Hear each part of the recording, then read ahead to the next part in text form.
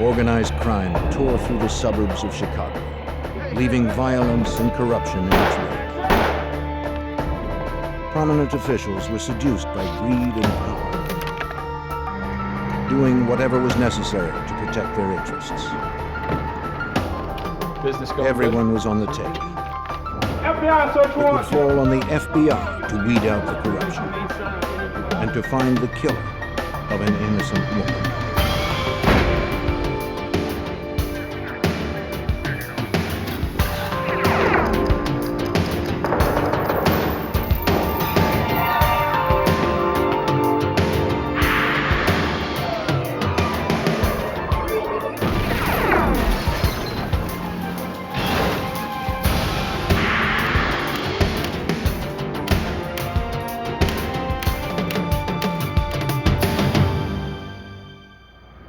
Willow Springs, Illinois seemed like any other quiet Midwestern community, but it was really one of the most corrupt places in the nation.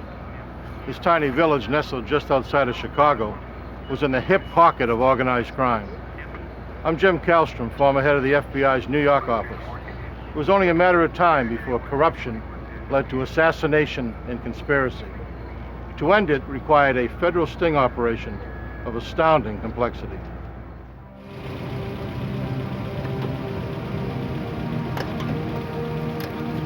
The bank of a sanitary canal in a remote industrial area became the site of a gruesome crime.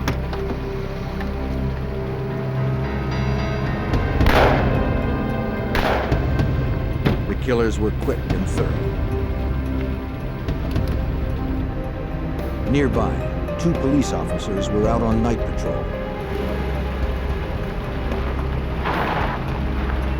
When they heard the shots fired, they became alarmed.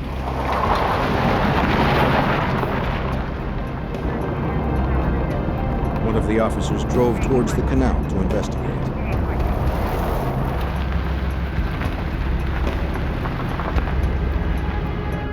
He found nothing as he searched the desolate area.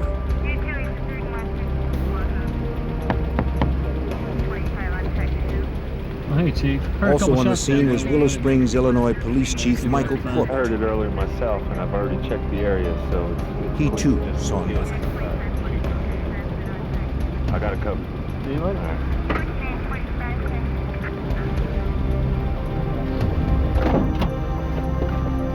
The following day, a prominent local attorney called police to report that his wife was missing. Well, Mr. Masters, we'd like to ask a few questions about your wife. Lieutenant Howard Vanek of anyway the I Cook can. County Sheriff's Department and his partner Well, let me have a responded to the call. Attorney Alan Masters said that his wife Diane had been out the night before with colleagues and friends from a local college where she worked.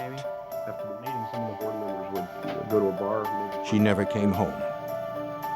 There was no sign of her yellow What time does Cadillac. the meeting usually start? I believe it He starts said he made around calls 7 trying to o'clock. locate her It's usually until the same 2 in the one, morning, I honestly don't but know finally the gave name. up. You know where it's located? For the I officers, suppose the information offered little insight. Board member. Excuse me a minute.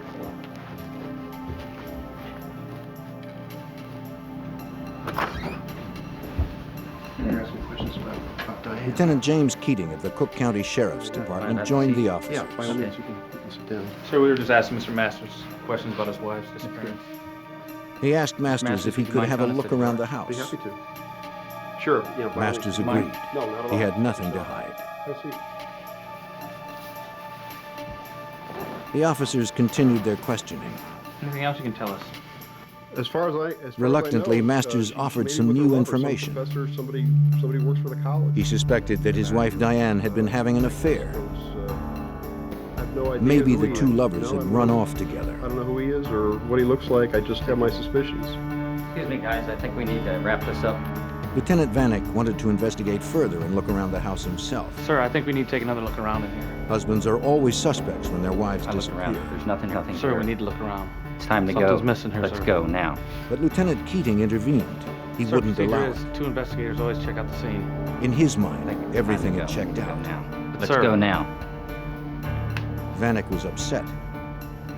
He didn't know why Keating would undermine his investigation. Outside, Keating confronted Lieutenant Vanek, telling him to back off. There's no cause of As far as he was concerned, Masters was not a suspect. But Vanek didn't buy it, and he let Keating know. Just as the two men were about to explode, Willow Springs Police Chief Michael Corbett arrived at the scene. Look, easy. Come on, guys. Let's be on the same side. Come on, man. Keating would have the final word. Vanek, you're off the case. Forget it. You're off the case, man. You got that?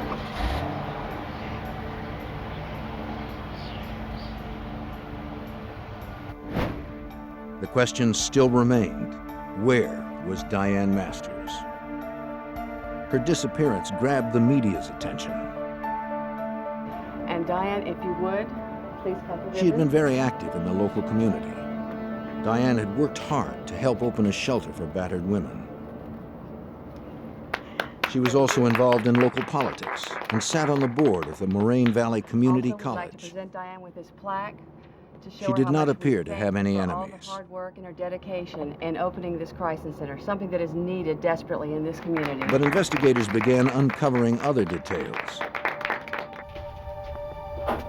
It was reported by Diane's friends that her husband was controlling and abusive, and that Diane was planning to file for divorce.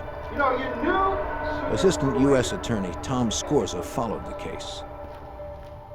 We were pretty certain that what had happened here was that Diane and Alan had a regular marital dispute, sort of ordinary dispute, but that it had escalated into something much worse. Go ahead and send them in. Scorza's investigation soon revealed that Alan Masters was more than just a bad husband. It was rumored that Alan Masters had bribed local officials and police officers to secure favorable outcomes for his clients. Let it go. Very well. Very well. Nothing to worry This about at corruption all. extended right to the top of law enforcement. Allegedly, Masters frequently enlisted the help of Chief Corbett. I don't hear about this anymore. It'll be worth every penny.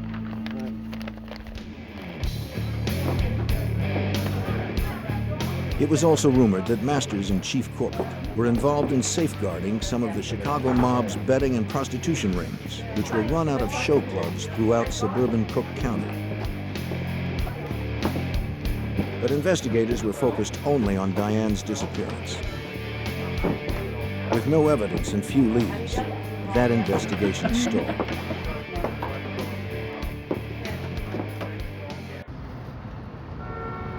Unaware of Alan Masters or his wife's disappearance, the FBI had already begun an independent investigation into the mob-controlled rackets of the Chicago area. U.S. Attorney David Stetler worked with the FBI to help unravel the prostitution operation. Okay, thanks. At that time, there were a number of topless, bottomless joints that one could go to, and many of them were undercover fronts for prostitution. So you could go in, you could watch the naked girls dancing on the stage, and for a price, you could retreat to the back, either to a booth or a back room, and engage in one form of sexual activity or another with the dancers. The club owners knew that their customers would spend more on drinks and prostitutes if they could use their credit cards. But the patrons were reluctant. They did not want bills arriving at their homes or businesses with charges incurred from nightclubs with seedy names. The club owners found credit card transaction companies that were willing to process the charges using false but respectable business names.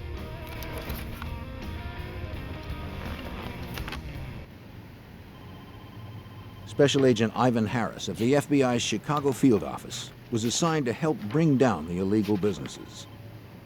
The scam was using various companies in order to launder credit cards through their business to make it appear that businessmen were actually eating at a restaurant or using a limousine service to incur the charges when in fact they were charges for prostitution. Larry Wright was one of the credit card transaction company owners. Wright would pick up the week's transactions from the clubs and process them through his company, National Credit Service, or NCS. One of his clients was a club owner named Joseph Marin, whose club was a front for a mob-controlled prostitution house. Wright wanted to expand his own operations. He approached Marin about setting up an illegal betting club. Yeah, she's mine. You had a chance to really interview her. Marin was willing to help out the man who made him money. Yeah, she's still here. She dances to the group. Wright would first need to pay protection money to local police in order not to be exposed and arrested. Okay, you feel pretty confident about this guy? Marin was the man who could arrange that protection. Wright was more than willing to pay. All right. Okay. Yeah, he's a really good guy. Marin arranged the meeting at the Willow Springs Police Department. I trust him completely. It was to take place with Police Chief Michael Corbett.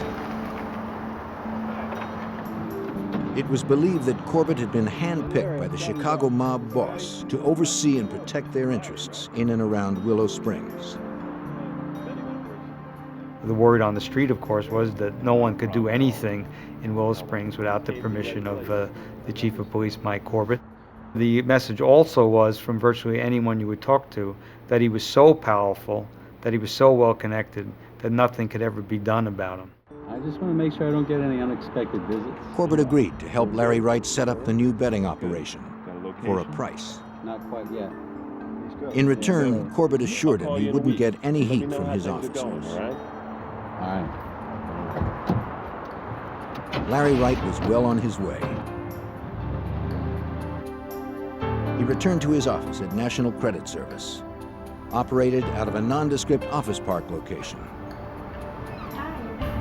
Wright worked with 2 other staff members. Doing great. Larry. Great. But these were not ordinary employees. NCS was not just a credit card transaction service for illegal activities. It was a front for the FBI. Larry Wright was actually undercover special agent Larry Damron. And he and the FBI were using NCS to work their way into the heart of the corruption in Willow Springs. While local investigators struggled to unravel the disappearance of a prominent attorney's wife, the FBI had set up an undercover operation in the town of Willow Springs, just outside of Chicago. Their target, organized crime, and the corrupt police who protected them from prosecution. The undercover work was often painstaking and frustrating. FBI Special Agent Larry Damron explains the difficulties inherent in undercover work. During the course of the undercover operation, you try to immerse yourself in what you're doing, and you try to assume that role because it's necessary for you to do that in order to accomplish anything. Oftentimes you'll hear people make comments, or you'll see people do things that in any other circumstance they would be arrested for immediately. And so what you have to remember is you're in a role and you play that role out. Damron had heard stories about how the mob resolved problems.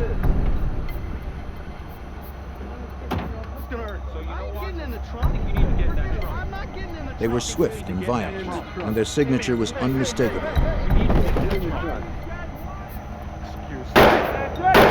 2 bullets in the head. There was no room for mistakes.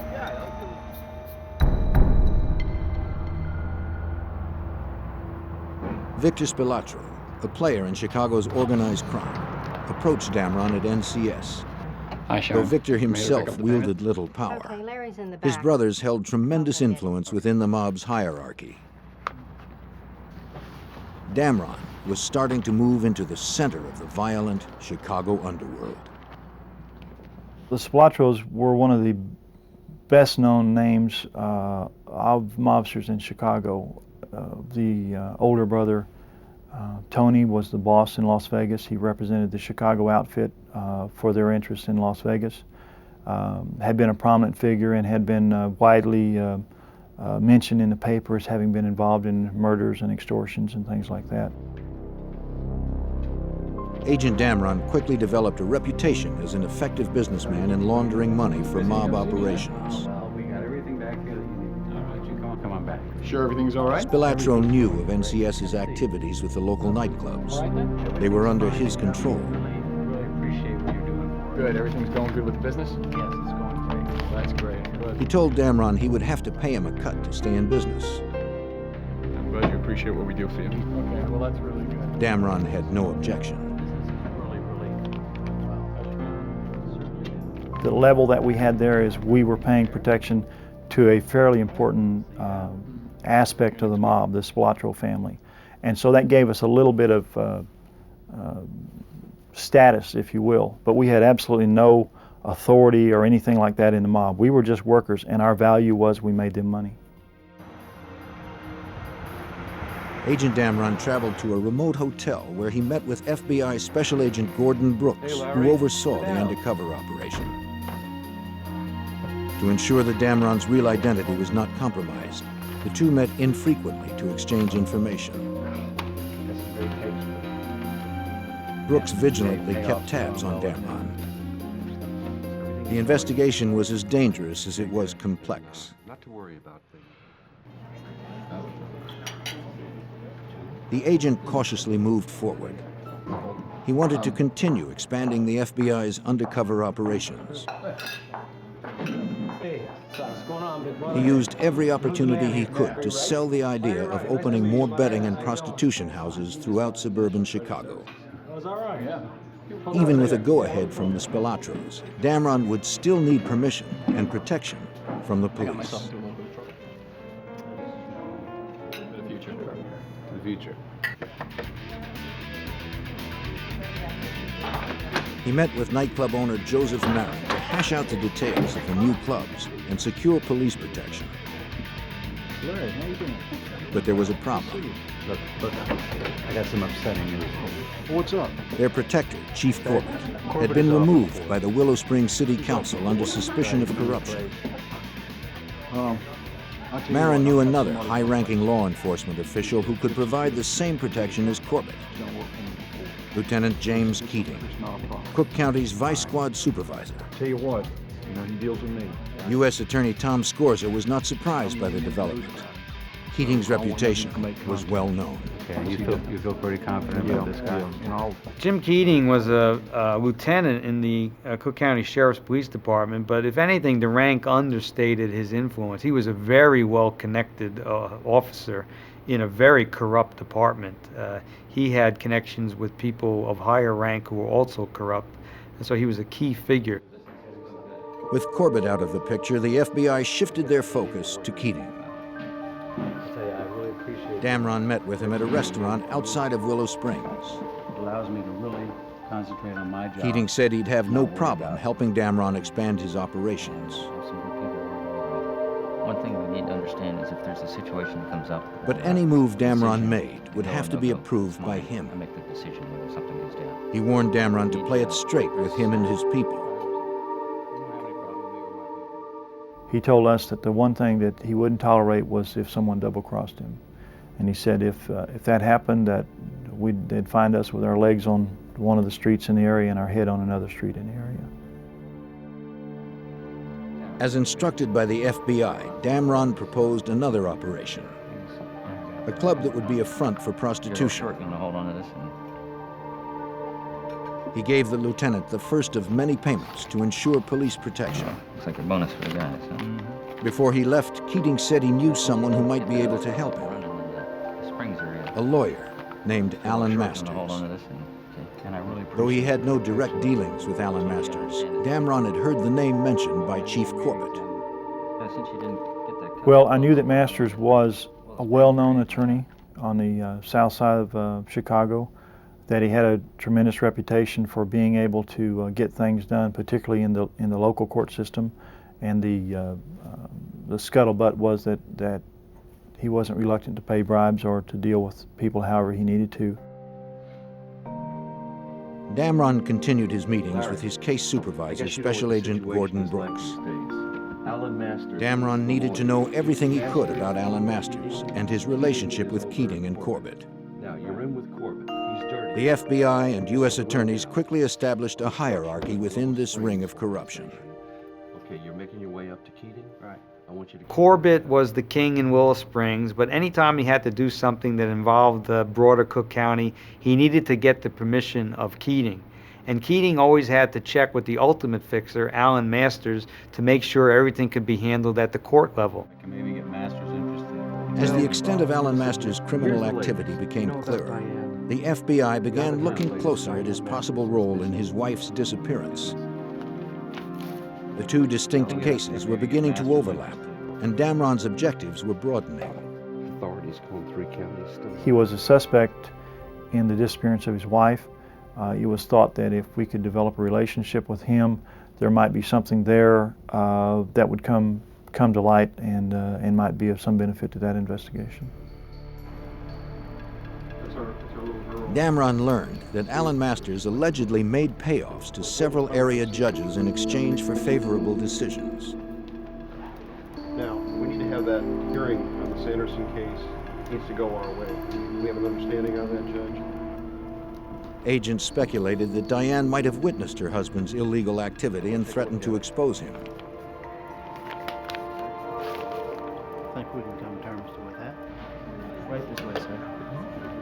Now trying to elicit information about Diane's disappearance, Damron continued his efforts to make inroads into the corruption around Willow Springs.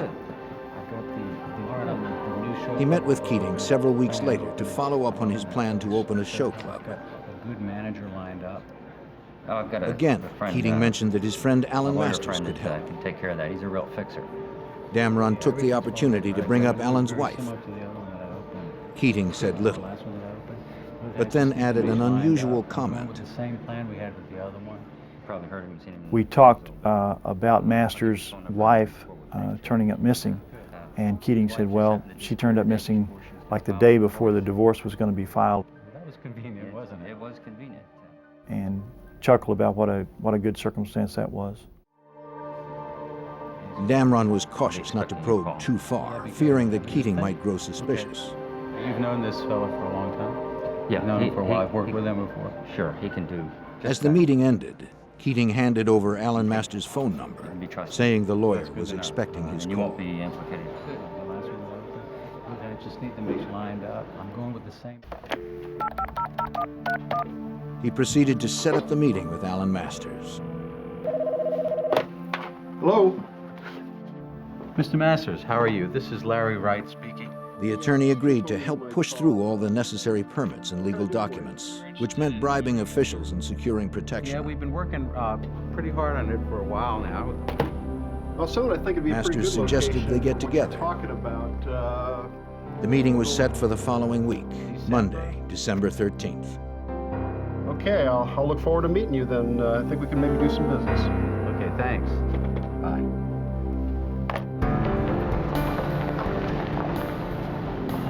Before the meeting would take place, however, a police officer on routine patrol near the sanitary canal area in Willow Springs noticed something unusual.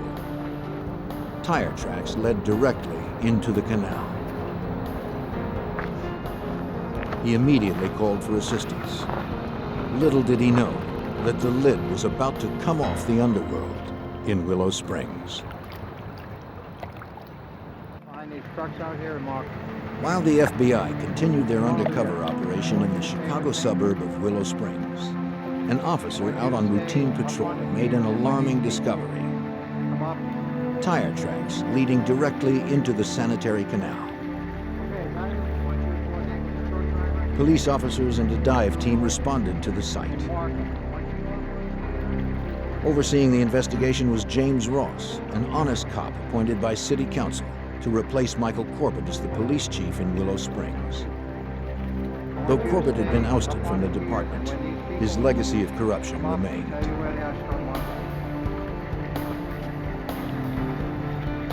Below the surface, divers found a virtual underwater parking lot.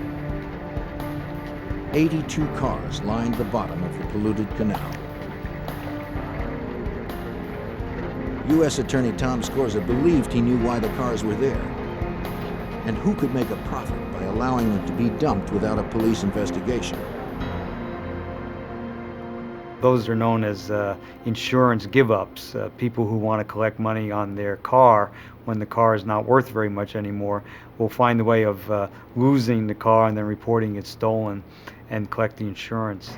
My belief was that Corbett had been the approver of all of the dumping of the cars in the Willow Springs Canal. By nighttime, a third car had been dredged up, a yellow Cadillac. The license plate on the vehicle, DGM-19, was well known in Willow Springs. It was the tag registered to Diane Masters. Lieutenant Keating of the Cook County Sheriff's Department arrived at the scene. Chief Ross was surprised that Keating, a vice cop, had been notified. He asked Keating why he was there. Keating had no response.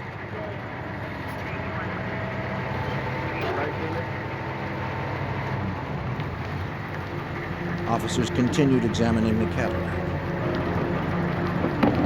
When they pried open the trunk, they discovered a decomposed body.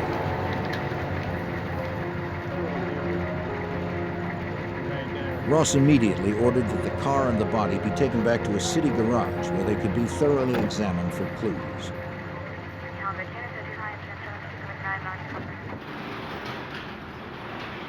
The decision not to use the police garage was well reasoned. Chief Ross knew this case potentially had far-reaching implications, and he couldn't trust his own officers.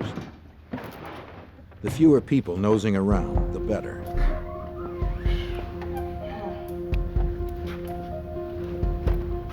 State police began to scour the car and the body for evidence. They found .22 caliber shell casings in the trunk.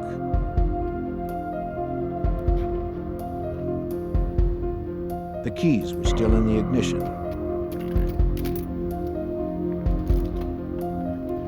Eerily, the watch on the deceased body and the dashboard clock had stopped at exactly the same time, 1:50. They removed the body for further forensic investigation.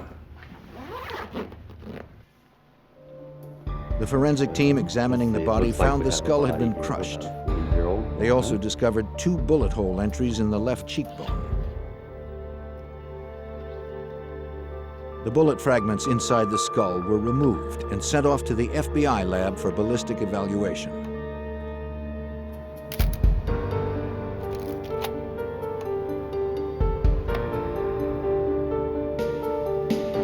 Dental records confirmed what everyone believed.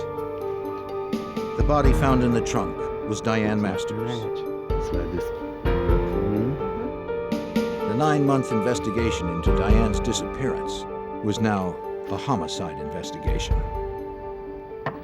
Come on in. Chief Ross called in Cook County Detective John Reed to work the homicide. He was to team up with the FBI, who was now taking over the murder investigation. Detective Reed was not to trust even his closest friends in the department. He was told that through the FBI undercover operation run out of NCS, law enforcement officers were being investigated for corruption. And some had ties to Alan Masters, who was now a firm suspect in Diane's murder. All right. We were just talking about As Agent Harris and Detective Reed initiated their murder investigation, Agent Damron continued his undercover operation. Today to set up a time and place for our meeting. He called Alan Masters to confirm their meeting to set up the show club. I'm jammed. I expect to be in court all day tomorrow. I'm sorry. Well, Masters was evasive and next seemed week's distracted. okay too, if that's okay with you. Maybe we can work something out then. Just give me some time. He canceled the meeting. Okay, thanks, Mr. Wright.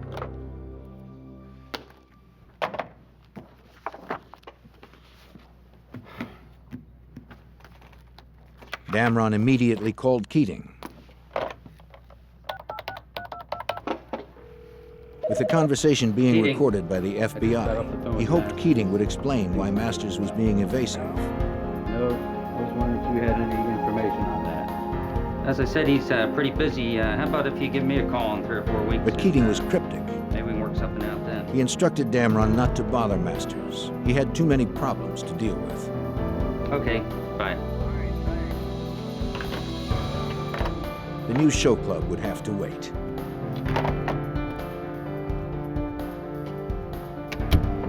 What do you got for me? Here are the transcripts. Damron met with Agent Brooks.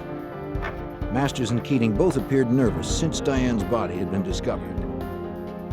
But that was hardly enough evidence to prosecute either of them for murder. Perhaps Damron had overlooked something. He handed over his tape-recorded conversations with Keating.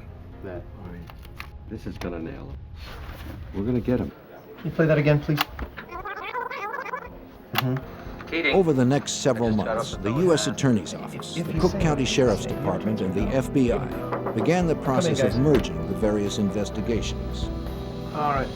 Well, The link between them was Alan Masters, Cook County Lieutenant James Keating, and former Willow Springs Police Chief Michael Corbett. If that's the case, if we can It would fall on prosecutors to begin constructing a case proving that the three men and all of their activities represented an ongoing, organized criminal enterprise. All right, we can get the RICO prosecution happening.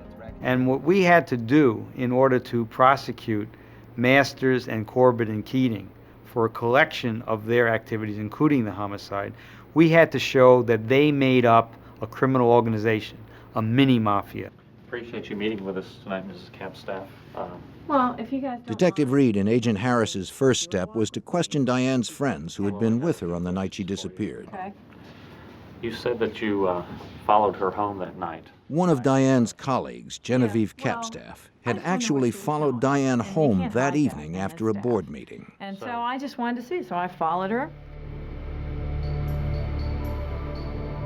Capstaff claimed everyone on the Moraine Community College Board who worked with Diane suspected that she was having an affair with an economics professor. She admitted that she wanted to see if the two were going to rendezvous.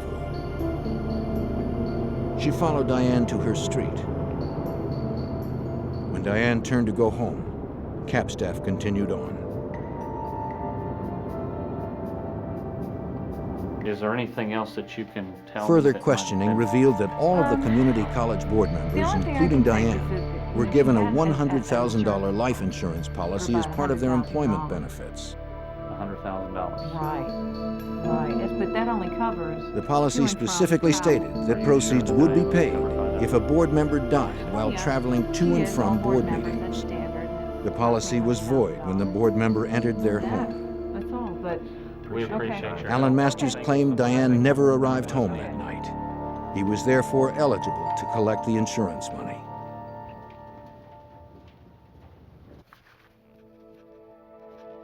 Several months before Diane's body was discovered in the trunk of her car, Masters filed a claim with the insurance company. After filling out all the paperwork, he sent it off. Though Diane's fate at that time was unclear, Masters had a judge declare her legally dead. As a result, he was about to receive $100,000.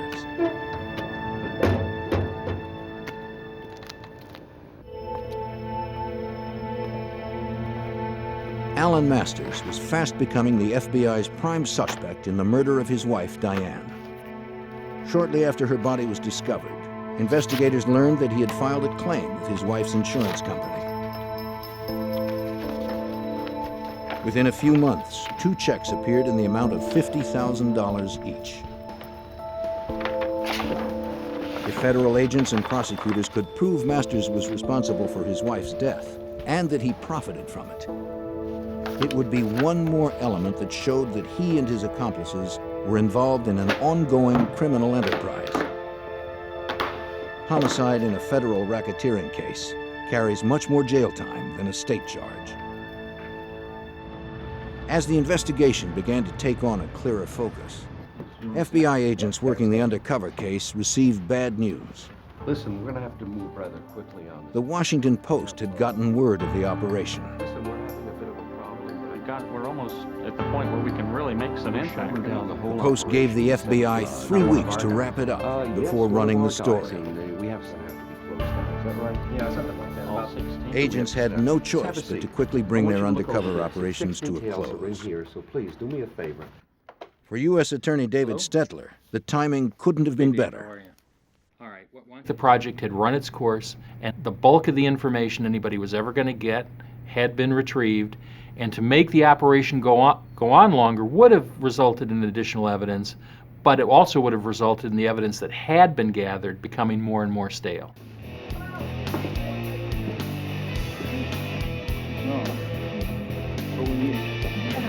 Agents had meticulously pieced together the web of corruption that extended to the nightclubs under mob control. Now it was time to shut them down. Yo, FBI, open the door. Open the door. The FBI hit all of the clubs on the same night with massive force. Several hundred officers and agents raided over a dozen clubs throughout Cook County, including those in Willow Springs. Stay right here. Go on in, fellas. Stay right here. Sit tight. All right, hands behind your back. Inside the clubs, federal agents were able to collect volumes of incriminating evidence.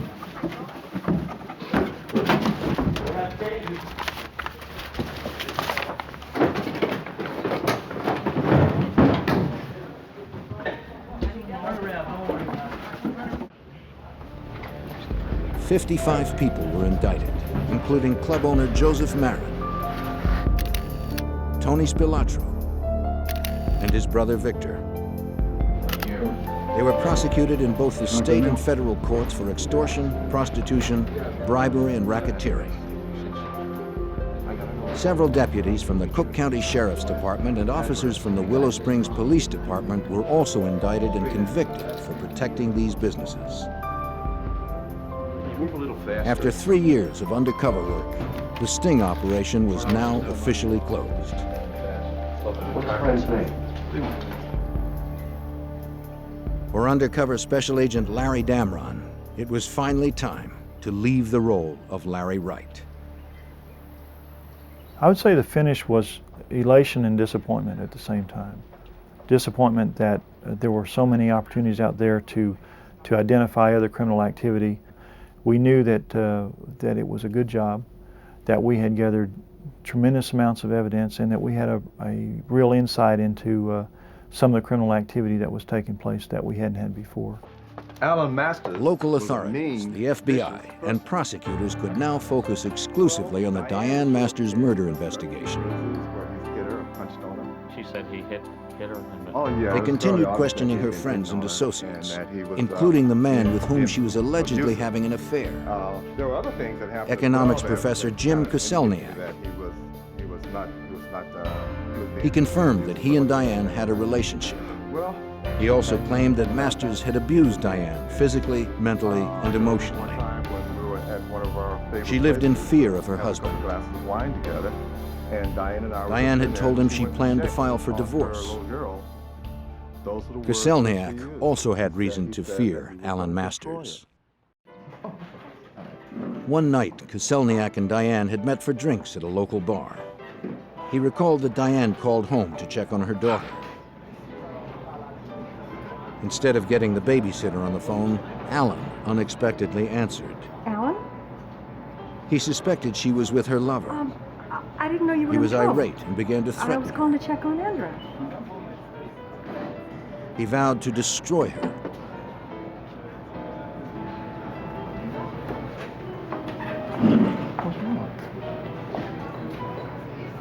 Koselniak said Diane returned from the phone call and was very upset. He went to the bar for more drinks. There, a man suddenly confronted him and began firing off a series of questions. Yes, I did. The man never identified himself. 10, 12 years. What's your name? He asked Koselniak's name and where he worked. Koselniak. Koselniak. Though the man said little else, Koselniak felt he had just received a threat. Stay away from Diane.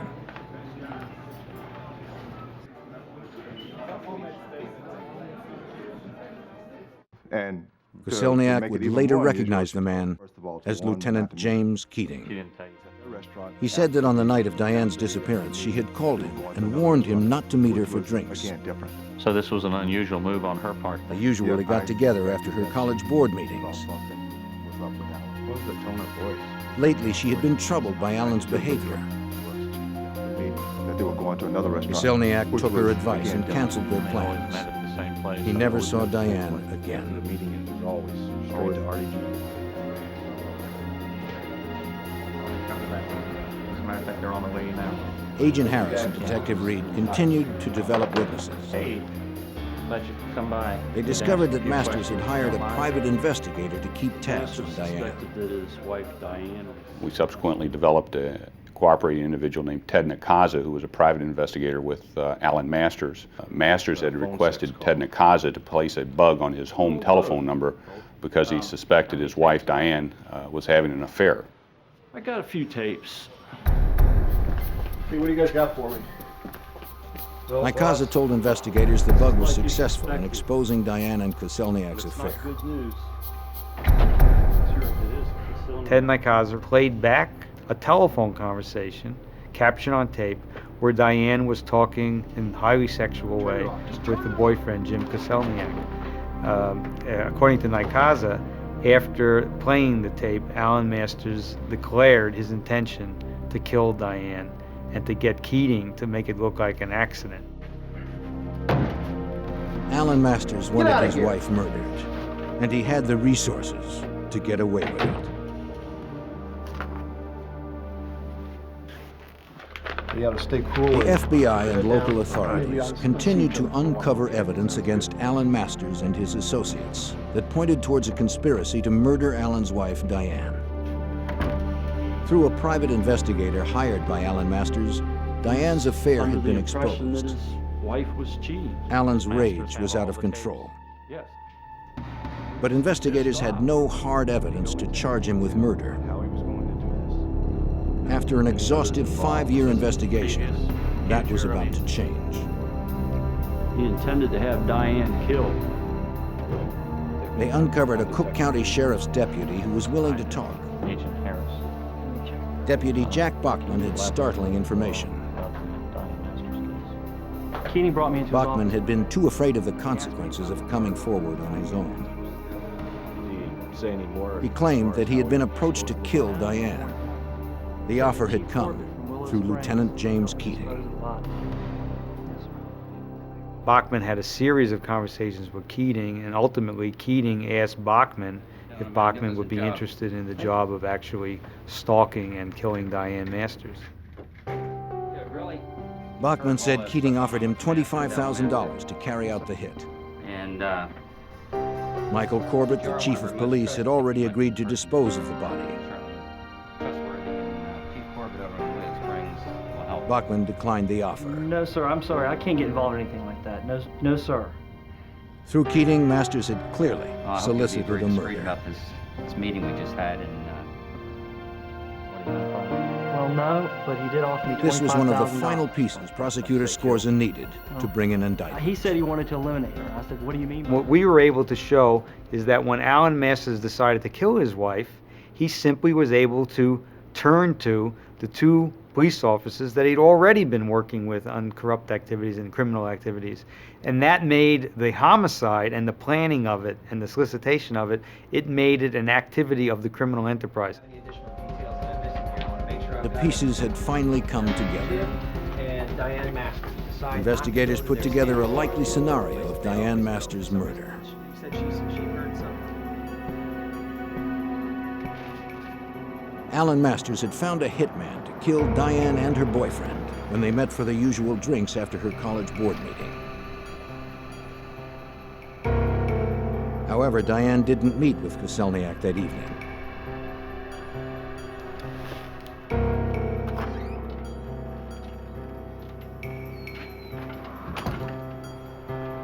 You're home late tonight. The meeting ran late. Furious, Masters took matters into his own hands. Alan Masters was at home babysitting their young daughter. He was setting up his alibi by making long-distance calls all night to prove that he was home. He never expected his wife to walk in the door. She did. She began the process of getting undressed, and he hit her with a blunt instrument, 2 blows to the head. Masters then called Chief Corbett, who came with an unknown accomplice to dispose of the body. They dumped Diane's body in the trunk of her Cadillac. Corbett then drove away with the accomplice following him. Masters remained at home with his daughter.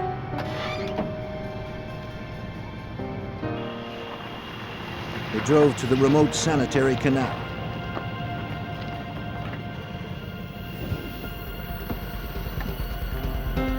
Diane's watch was reset to throw investigators off the trail should her body ever be found. They then fired 2 shots into her head. They wanted it to look like a mob hit. They also reset the dashboard clock to 1:50. Alan Masters made sure that he was on the phone at the time to corroborate his alibi. Corbett and the accomplice dumped the Cadillac into the canal.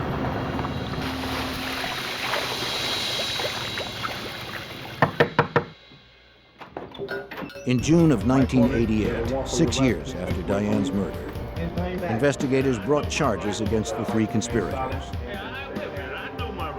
Former Police Chief Michael Corbett was the first arrested on federal charges of racketeering, bribery, and conspiracy to solicit and cover up the murder of Diane Masters. Special Agent Ivan Harris tried to elicit a confession.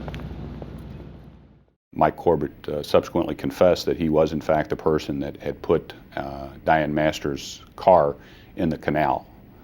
He disavowed any knowledge, knowing that she was in the trunk of the car at that time.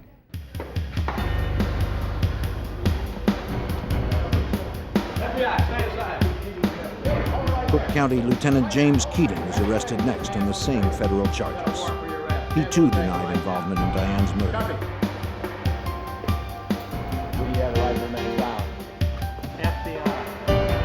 And finally, Alan Masters. In addition to racketeering and bribery, the indictment against Alan Masters charged that he planned, solicited, and aided and abetted the murder of his wife. If you wish one. Prosecutors would not have enough hard evidence to charge any of the conspirators with the actual murder of Diane. Prosecutor Tom Scorza was able to successfully tie all of their criminal activities together for the jury. Masters was convicted on all counts. Collecting the $100,000 insurance money after having his wife murdered also made him guilty of mail fraud. He received a total of 40 years, effectively, to the end of his life. Former Chief Michael Corbett received 20 years. James Keating was convicted and sentenced to over 30 years. The Masters case was special in my experience because there was no one single piece of evidence proving guilt. What there were 1,000 little pieces that made a mosaic. That was made the case intriguing. It made it very difficult to present. It made it a challenge to present to the jury, but it made a terrific story because in the end, the jury could see how one little piece from over here and one little piece from over there made a picture. And the picture was a plot among 3 fellows who had been involved in a lot of criminal activity to do their ultimate criminal act, murder Diane Masters. Watch yourself. The undercover investigation that Agent Damron oversaw, and the work of several other FBI agents, exposed a deeply rooted corruption throughout Cook County and brought it to its ultimate demise. By weeding out these pockets of corruption, the people living in the suburbs of Chicago no longer have to live with the lawlessness that threatened to destroy their